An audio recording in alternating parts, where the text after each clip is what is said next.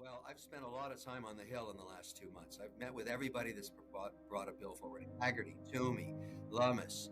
I mean, there's a lot of interest in this. Here's what I think is going to happen. They're going to pick one thing. They're going to pick one thing and put policy on that. It's going to be stablecoin to start. And the policy there is going to be pretty clear. All the bills say the same thing. They want total transparency. They want an audit every 30 days. They want no duration more than 12 months on any asset holding up the coin. So that means T-bills on average are going to be 7-8 month duration and US dollars backing it. And that's the same kind of rule you're going to find in a Schwab money market or a Fidelity money market or any money market fund, with the benefit of all of these systems, once you put policy in place, having the ability to be a payment system. So I would love to see this happen. And the reason I think you'll get policymakers on both sides of the aisles backing this one thing after the midterm elections is this guarantees making the US dollar the currency of default in perpetuity. Once you back the US dollar on a stable coin, everybody's going to want to use it. I want the US dollar to be a payment system that everybody else will accept around the world, like they do for commodities like oil. It's priced on the US dollar. So if we get stable coin policy, you talk to any policymaker about this, they get the joke in 2 seconds. It's so simple to understand this. Some of the issuers will become FDIC insured. They'll be like a bank. Others will say, no, I don't want to be FDIC insured, and we'll have a plethora of different offerings all around the same policy. So I can choose, maybe I'll put some money into the Fidelity one. I'm saying the same thing I do right now. I put dollars into the Oppenheimer money market. I put money into Schwab's money market. So the same thing will happen on stable coins. Now, just have to wait for policy. And right now in USDC, the one that's holding the buck, rock solid, 54 billion in assets, right through the week, right through the correction. No problem with liquidity. I wrote more contracts this week on it. So look, there's a lot of people interested in making this work. I think we'll get policy there first. No, I'm actually averaging down on a couple of the big market cap names. I mean, one of the challenges, and this is proof now for why we need legislation and policy on crypto, because if we had institutional capital coming in under the market, if they had allocated 50 basis points or 100 basis points to, let's say, Ethereum or Bitcoin, Solana, Polygon, whatever, you would have had a bid. Instead, because we're basically under-owned by institutions, we have tremendous volatility. And we've seen this before. This is not new. It'll, recover eventually, but this is the nature of crypto unregulated. And so my argument is this really should get us focused on policy. Right after the midterms, I'm hoping for policy on stable coins and then into other assets as well, NFTs, that kind of thing. We're at the nascent stage, but the volatility is because we don't have the institutional bid. Everybody has challenges with volatility, but I remind everybody, just go back 17 years to a stock called Amazon. It also corrected 38 to 50% every year for 12 years in a row as people tried to figure out what this new entity was. And so there's always tremendous volatility in new and nascent technologies and new markets. And crypto is a new market. I still predict in 10 or 12 years, it'll be the 12th sector of the S&P. There's just too much productivity opportunity here around payment systems and all kinds of other attributes of these blockchain. The upside's going to be, and I'd argue this, if you go to any graduating class, particularly now, it's very timely to say this, ask any engineering cohort. You're going to find a third of the engineers go onto the chain. They want to work there. They don't want to work in the other 11 sectors of the economy. They want the opportunity to create something new. And that's why you've got so much intellectual capital going into this space. You know with certainty down the road that the next genius ideas are going to come from this. Any college, any university, any engineer, they all want to work on the chain. There's two categories of crypto companies, ones that use leverage and ones that don't. Now, when you have a very volatile asset and you have the fortitude, I'm going to use that word, to use leverage to enhance your returns, you also run the downside risk of what happens when there's a major correction, as is occurring right now. You can get caught offside pretty quickly. And so Celsius, that's a good example of that. And I don't want this to sound trite, but let me explain how bottoms are made in any market. I don't care if you're in equities or in debt or in crypto or in real estate.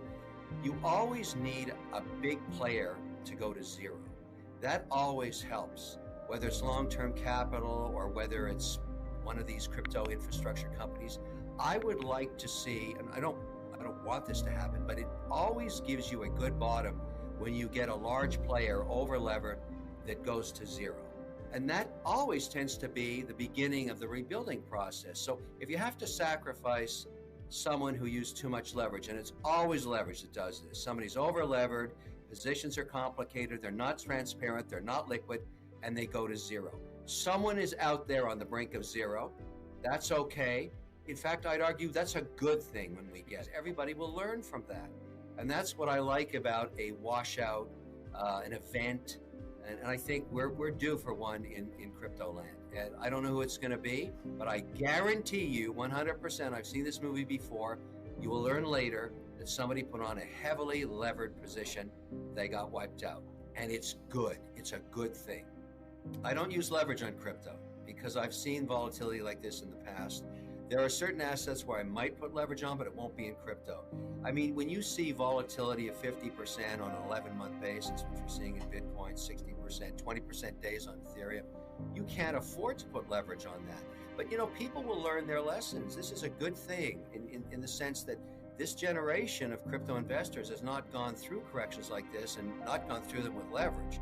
Now they're going to learn an important lesson. Everybody I know that has survived volatility has had a very important lesson or a date with leverage, and they didn't have a great dance that night, I must tell you. I think right now, if you're, licking your wounds, go to the large cap projects. I mean, the Ethereum, Bitcoin, obviously Polygon, Solana. Polygon's been slaughtered, and it's a good project, great opportunity to add to it.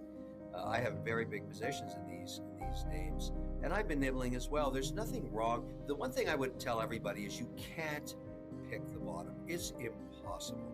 You have no idea when it's going to happen. But if you're staying long the category, you need diversification. I have so many different positions on right now, and they're all over the map. Now, come year end, what'll happen, because this is a year where we're going to be looking at tax returns on all crypto trading and income, there'll be a lot of maneuvering on the projects that did not recover to take them as tax losses versus the ones that did. And that's going to be the nimbleness of trading. And that's why it's important to look at your positions and make sure you have liquidity in them, because most of these projects are very, very liquid, so it's not a problem. And we actually haven't seen, we had the Binance story yesterday. They looked for a couple of hours of room on what they called a lazy trade. The Celsius thing, well, that's a gate. That's not good. So that will not end well. But Binance is the big daddy of them all on platforms, and they seem to be surviving. FTX looks fine. Circle, rock solid, didn't break a buck.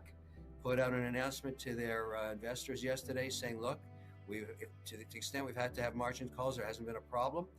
I mean, these are the things you look for in stress situations. You've got a lot of infrastructure holding its own. So I think there has been some maturation or maturity coming into the crypto market by these behemoth infrastructure projects.